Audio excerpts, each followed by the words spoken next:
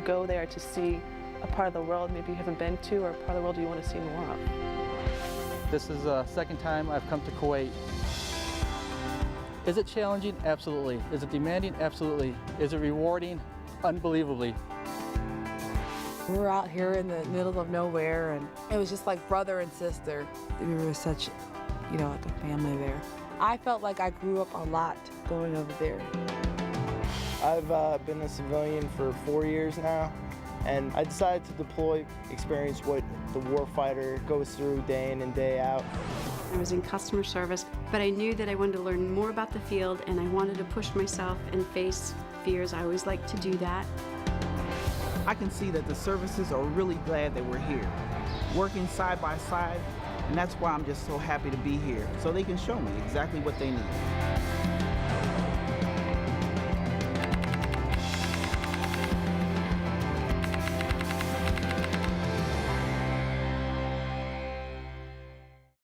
When I signed on, I agreed to become an EE deployable to go worldwide at any given moment's notice as a member of DLA in support of the warfighter.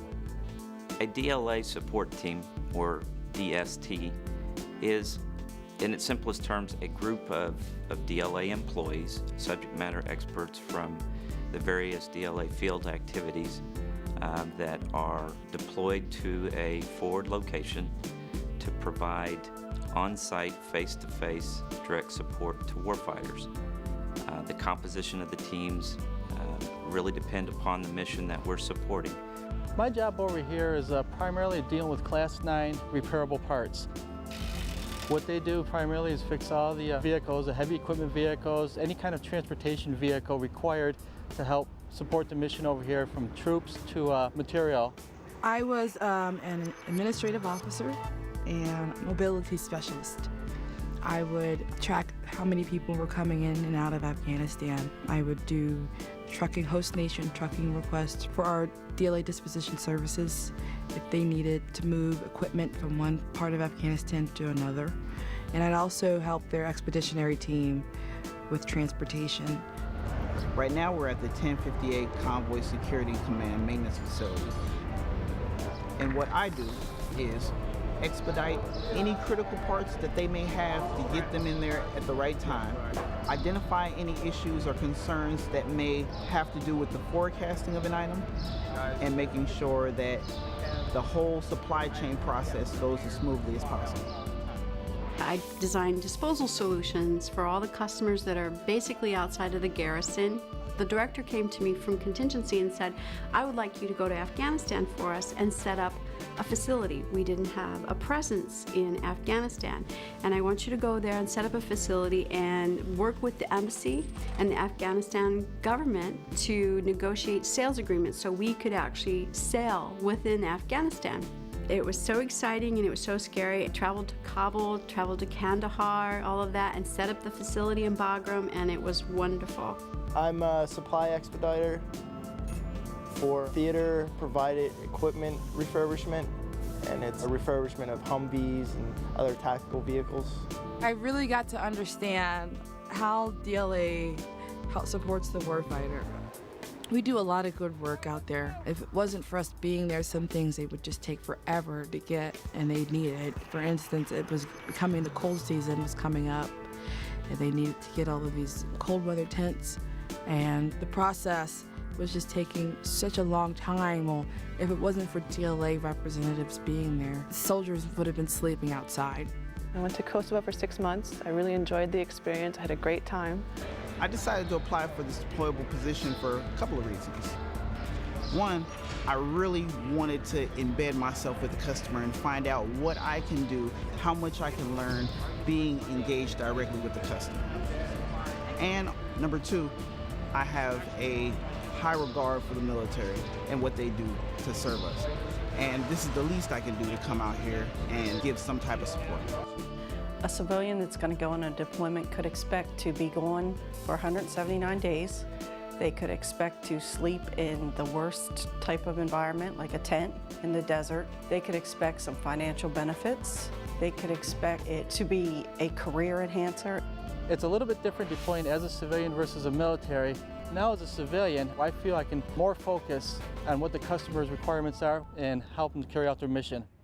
The thing I've enjoyed most about it is just experiencing the issues that the Army faces, their need for the supplies. We hear back at our home stations, DLA, that this is an urgency, but until you get out here and you see these vehicles are down and they need this part in order to get up and running and be sent to Iraq, Afghanistan.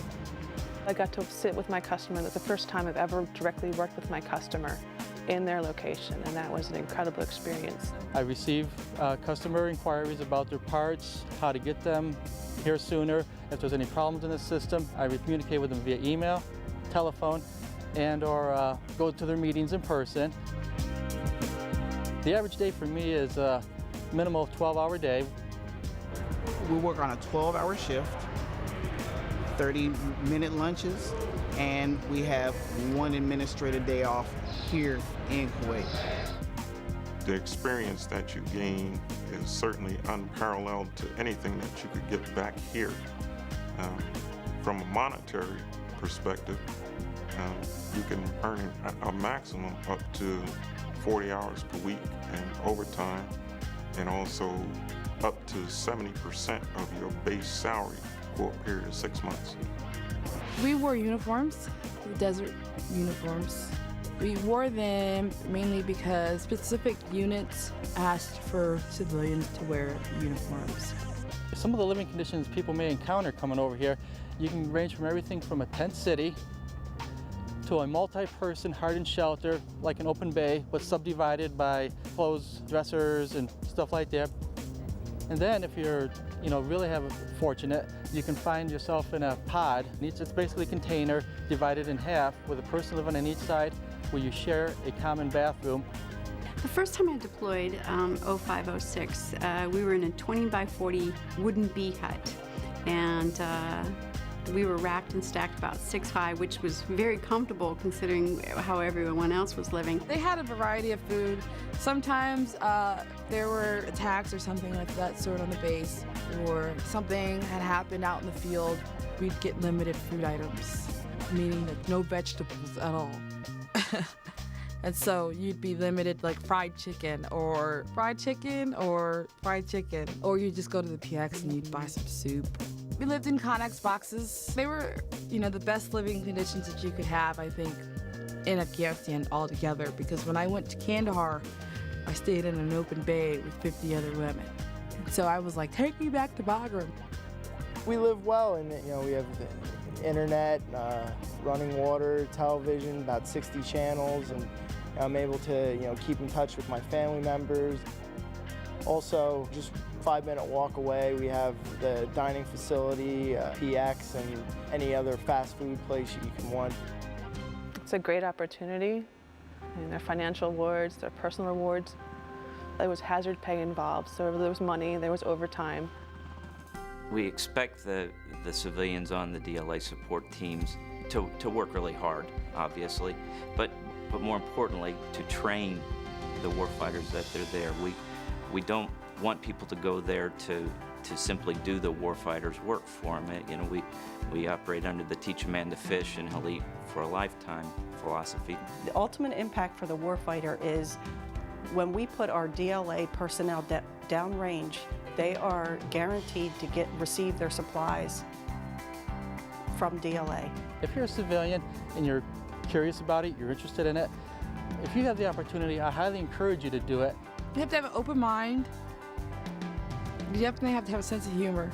I definitely think you should be fit enough to be able to work long hours.